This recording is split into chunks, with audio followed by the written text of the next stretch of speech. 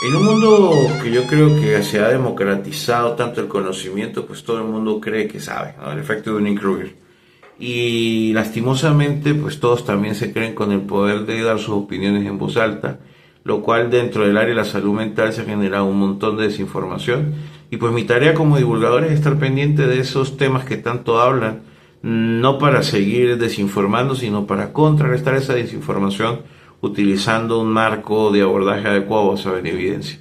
Entonces, de tantos temas que el motivacionismo y los desinformadores con buenas intenciones tocan, pues ha sido los primeros auxilios psicológicos, uno de los que yo creo que debe de hacerse de forma más adecuada, más estructurada. Me gustó denominar A, B, C y D, de forma de que las personas pues tengan una más fácil asociación con cada paso de las intervenciones. La primera intervención basada en el A es asegurarse. ¿Asegurarse de qué? De que el paciente esté o que la persona que está en crisis esté consciente de sí misma, que sabe dónde está, en qué ciudad está, en qué locación está, cómo se llama. Trata de presentarte, asegúrate de que la persona entienda que tú estás ayudándolo, asegúrate de que tenga las condiciones biológicas mínimas, que no tenga ninguna herida, que no esté deshidratado, que si ya bebió, que si ya comió. Esas son cosas muy importantes de empezar a asegurar desde el principio, incluso tomando información, datos, lo más rápido posible, de manera que más adelante esta información te sirva. Entonces asegúrate de que esté consciente. Si no es así, inmediatamente no dilates esta entrevista y pasa directamente al último punto, que es la D, que es de derivar. Entonces, del punto A es ser concreto en valorar las condiciones del paciente si no hay ninguna condición física que interfiera con esto, y si el paciente está de una u otra manera, por supuesto, exaltado, pero es capaz de responder su nombre, de saber dónde está ubicado, pudieras hacer un poco más de encuadre, haciéndole ver, asegurándole al paciente que vas a estar con él, porque es muy importante. La B es ser breve, recordar de que no estás siendo, así seas un profesional de la salud mental, tú no eres quien debe de asistir en este momento, no es una terapia, no es una sesión, es algo que tiene que ser breve, que tiene que buscar encuadrar al paciente en lo que le está pasando. Por ejemplo, tienes que empezar a desarrollar técnicas de respiración, por lo menos depende de la limitación del paciente, ubicarlo en un lugar seguro, en una posición física segura, por ejemplo, hacer lo que se siente sobre sus propias, sus glúteos en el suelo, para evitar cualquier síncope, o buscarlo a un lugar donde esté sombreado, por supuesto, ¿no? Lo que te digo, tienes que ser breve en esa asistencia, pero breve también en la intervención. Ya se supone que en el punto A de asegurarte, has tratado de conseguir información en esta brevedad. En el segundo punto debes de buscar la forma de indagar, ¿sabes? ¿Qué está pasando en el paciente? Y pasamos al punto C, que es de contacto y comunicación. En este contacto, pues tú deberías de haberte identificado, tú ya debes de saber el nombre, tú ya debes de saber qué es lo que está ocasionándole el detonante. A ti no te interesa el trasfondo. Se supone que aquí no estamos teniendo un paciente en emergencia.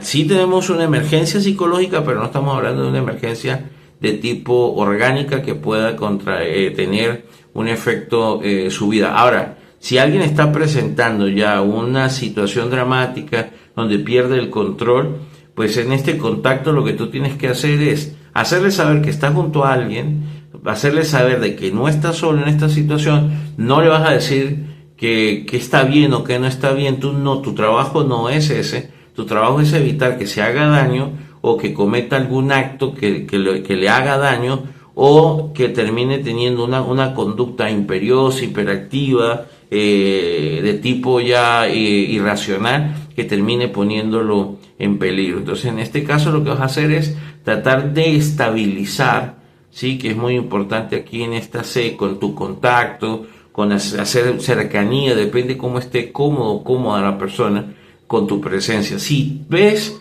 que tú estás incomodando con tu contacto, no te quedes allí, busca otra persona, busca a alguien. Por supuesto, no que estés lleno de gente, sino trata de que esté en un lugar donde la persona se sienta segura.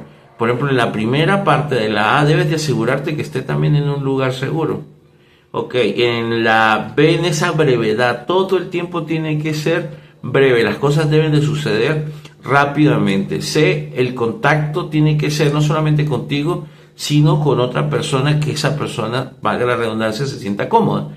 Ahora, ahí en esa C tendría que haber una doble C, que es la comunicación. ¿Qué es la comunicación? Pues por supuesto, con el paciente, con el individuo al que estás asistiendo, deberías de generar una comunicación adecuada, que tú veas y valores que él te esté entendiendo lo que le estás diciendo y que tú le estás entendiendo a él. Si ves que hay afasia, que hay problemas de habla como tal, que él no comunica sus ideas, ya tienes que interrumpir esto e inmediatamente llamar a emergencia. Por eso te digo, desde la A, si hay algo que no cumple, si hay algo que no, que tú ves que está extraño, por ejemplo, que hayan lesiones físicas, que hayan unas condiciones físicas que tú no puedas resolver inmediatamente, llama a emergencias, busca a alguien, incluso ya deberías estar en ese contacto y comunicación, por supuesto, después de haber recaudado todos estos datos, deberías tener la probabilidad de llamar a emergencias. Siempre es tu primer pensamiento es de contactar emergencias, ¿vale? Y por supuesto le vas a decir al paciente, si él está en las condiciones de poder responder, pues ya ahí negociarás qué tan rápido y drástico va a ser la intervención de emergencia. Pero por ahora, mientras el paciente esté consciente y tranquilo, tú puedes seguir trabajando en esto. Y en esta C del contacto también tiene que haber comunicación con la familia. Inmediatamente debes de pedirle que saque su celular, le vas a tomar los datos de algún familiar directo que sea responsable, que pueda fungir como tutor del paciente, y le vas a pedir la autorización para poder llamarle a esa otra persona. Vas a intentar contactar desde un punto tranquilo, que tú estés sereno, explicarle, por supuesto, ya aquí has tenido una cantidad de información, le vas a decir el nombre a la persona a la que estás contactando, le vas a explicar dónde estás, le vas a dar dirección exacta, si es posible hacerlo de tu número celular, mandarle ubicación de WhatsApp, de manera que las personas que ella o él, la paciente que está en crisis, pueda empezar a recibir ya una atención directamente de figuras importantes, ¿vale? Ahora, en este mismo orden de ideas, si puedes poner en contacto con el individuo que está sufriendo la crisis o la persona que está sufriendo la crisis con su familia, pues puedes ponerlo en voz alta. O sea, siempre y cuando tú tienes que estar leyendo constantemente como los ánimos que hay alrededor, porque es que por eso es tan difícil que se haya ejercido los primeros auxilios con un conocimiento tan vago. Por eso les digo, esto no puede sustituir. Lo que quiero dejar claro es que ojalá pueda dejar claro la complejidad que es abordar los primeros auxilios. Debería ser realizado por un paramédico, que debería ser realizado por un policía, que debería ser realizado por una docente, que debería ser realizado por un gerente, por el encargado de la seguridad industrial dentro de una empresa. ¿Por qué? Porque son las personas que deberían estar más capacitadas para poder aplicar los primeros auxilios psicológicos.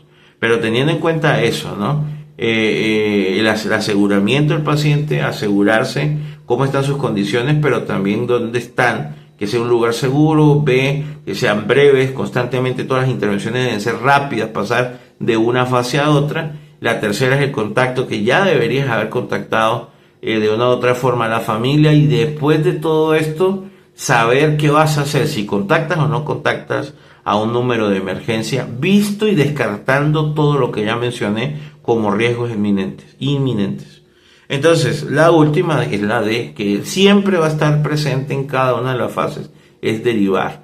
Y hay dos formas de derivar. Una es de urgencia, es decir, inmediatamente llamar a una ambulancia que les asista, que lo lleve a una emergencia, y que en esa emergencia, si es posible, que se lleve a un ala de psiquiatría o de salud mental, explicando cuál fue el colapso, cómo fueron las reacciones, tratar de ser lo más explícito posible. La persona empezó a gritar, la persona empezó a tener un ataque de pánico, la persona se desmayó sin ninguna razón y despertó gritando, la persona llegó con un ataque de llanto, la persona aparentemente fue abusada sexualmente. Hay muchos factores que pudieran detonarse en estas emergencias donde se debe aplicar los primeros auxilios psicológicos.